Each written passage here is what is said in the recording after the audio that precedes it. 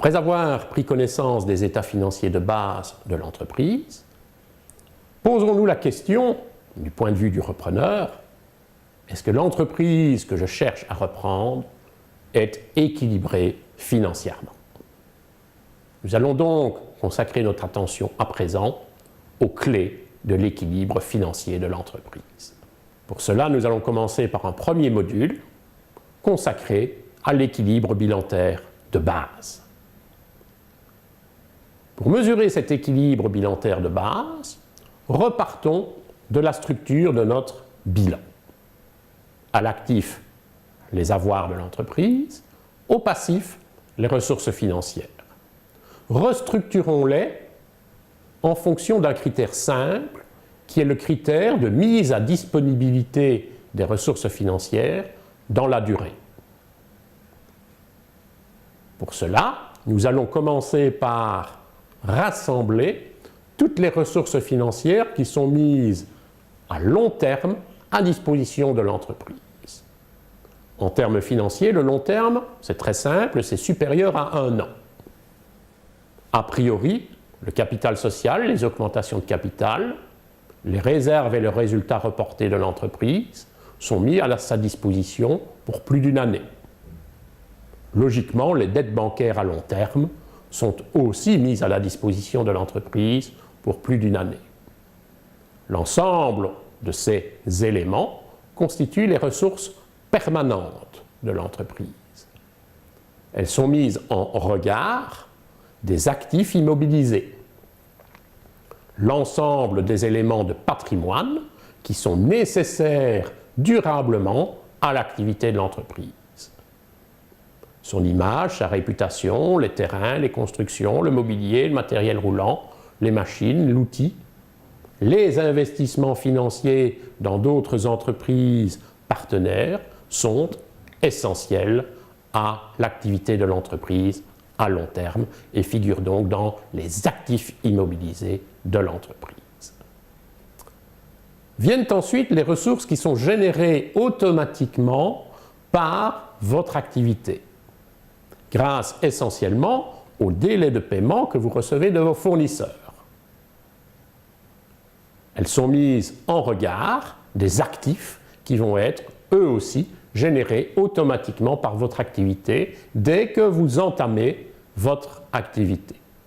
Ce sont les créances que vous avez sur vos clients et c'est le montant des stocks que vous avez dans l'entreprise, des stocks d'achat jusqu'au stock de produits finis. Enfin, dernière restructuration du passif de l'entreprise, les ressources empruntées à court terme, empruntées auprès des banques, auprès des institutionnels publics, ONSS, TVA, Fisc, ou auprès de vous-même. Ces ressources doivent a priori pouvoir être remboursées à un horizon de temps très court. En face de ces ressources empruntées à court terme, vous allez retrouver des avoirs de trésorerie, les comptes bancaires de l'entreprise en clair, qui vont être représentés ou retrouvés dans les valeurs disponibles ou les placements de trésorerie à 3 mois, à 6 mois, à 1 an au maximum. La restructuration de notre bilan a donc été faite en partant du long terme pour aller vers le court terme. Cette restructuration a permis de mettre en évidence un agrégat fondamental. Cet agrégat, c'est le besoin en fonds de roulement. Le besoin en fonds de roulement, il naît de votre activité principale. Il naît de la conception, de la production et de la distribution de vos produits et de vos services. Dès la phase de conception, vous générez un actif au travers du stock de marchandises et d'approvisionnement et vous générez des délais de paiement reçus des fournisseurs. Tout au long du processus de production, aussi complexe soit-il, vous générez des stocks de produits semi-finis ou de produits intermédiaires et vous régénérez des délais de paiement reçus des fournisseurs. Une fois que vous livrez et délivrez le client, une fois que vous émettez votre facture à l'encontre du client, vous générez des créances commerciales. Le concept de besoin en fonds de roulement est né. Le besoin en fonds de roulement d'une entreprise vient de la somme à financer pour financer les stocks et les créances commerciales, dont vous déduisez les dettes fournisseurs. Ce besoin en fonds de roulement est critique dans n'importe quelle activité et est mesuré soit en euros, soit en jours de chiffre d'affaires. Au plus, le nombre de jours de chiffre d'affaires à consacrer au financement du besoin en fonds de roulement est élevé, au plus, l'entreprise se trouve confrontée à une difficulté de financement récurrente.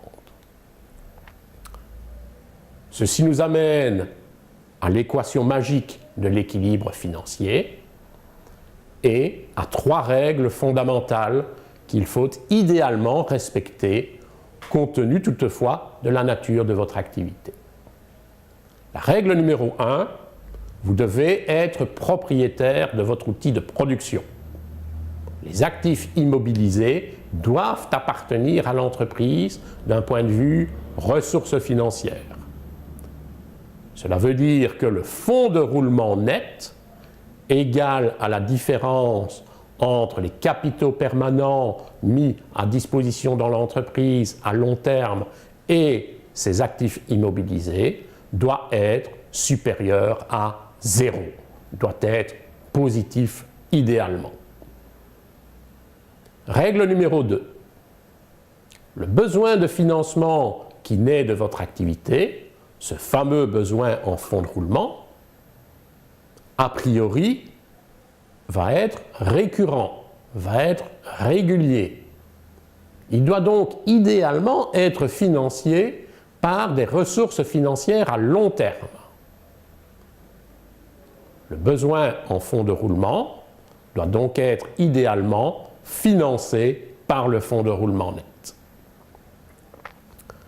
La trésorerie qui va résulter de la différence entre le fonds de roulement net et le besoin en fonds de roulement doit enfin être idéalement positif.